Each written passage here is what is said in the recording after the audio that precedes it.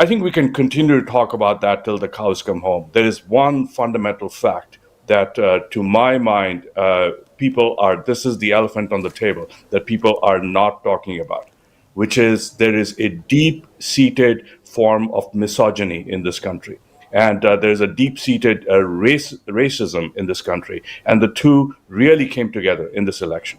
What has happened so far and why has it happened? And for starters, I would like to ask you, Trump sort of played on the fear. He rode on this anxiousness of economy and immigration. What are your comments on it? Yeah, I think a lot of pundits and prognosticators and people who give this a lot of serious thought will talk about the economy as being the primary driver behind the outcome of the election. They would talk about issues to do with kitchen table concerns across America, where people are worried not only about the increasing prices when they go to the grocery store, or concerns about illegal immigrants and so on. I think we can continue to talk about that till the cows come home. There is one fundamental fact that, to my mind, this is the elephant on the table that people are not talking about, which is there is a deep seated form of misogyny in this country. And there's a deep seated racism in this country. And the two really came together in this election.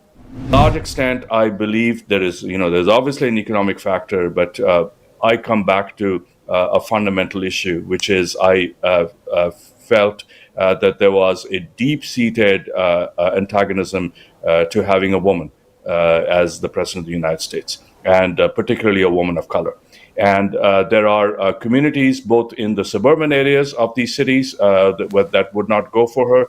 And then there are urban populations, primarily the male voters, black male voters, Latino male voters, who, again, will not vote for a woman. And we saw that coming out here. Right. Now, there are a lot of Trump supporters, and Trump's campaign team is attributing this notable success to Trump's ability to expand the electorate. Now, you mentioned Michigan, and there is a large chunk of industrial workers in Michigan who have swayed in favor of Trump. How do you see this happening?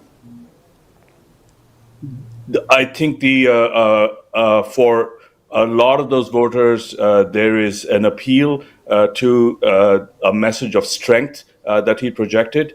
And I'll keep coming back. I sound like a broken drum, to a message of masculinity. And I think ultimately that is what tipped the balance in his favor. So there is a notion of strength, which is important. If somebody wants to come back and promise you all kinds of things that may be ultimately not deliverable, Trump is not going to be able to deliver on these promises. But the fact that he can pound the table and say, "I will be the savior," is an appealing message for somebody in many of these industrial belts where they are seeing a steady loss of jobs. And there have been more automotive jobs, for instance, in the state of Michigan today than there was ever in the Trump era. And that is, that's the actual data. So I really don't believe that the economy was the driving factor. Of course, it was a contributing factor. I do not believe the economy was a driving factor here.